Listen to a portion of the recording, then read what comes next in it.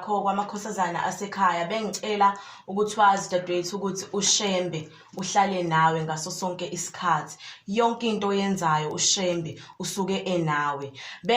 Bengicela ukuthi noma sekwenzeka lokhu ubone ukuthi nakho ngizowela esilingweni, bengicela dadewethu ukuthi uhlale emkhulekweni, ukhuleke usho ukuthi Shembe yiba nami.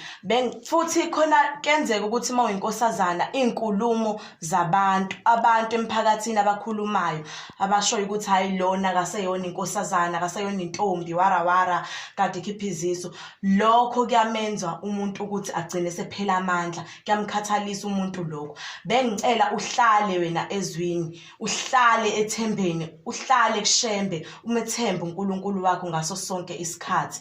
Bengicela nje bathi sengishilo nasekuqaleni ukuthi noma ubona ukuthi izilingo ziyeza ziyangivelela, nasi isilingo sengivelela, uguqe wedwa eceleni, ukhuleke uthi Shembe bengicela uNtombi bami ukuphathelwa uwena, ngoba mina mangikuphatha ngezami izandla buzobonakala. Ngaleso sikhathi kuShembe usuke nawe uyakuzwa umkhuleko.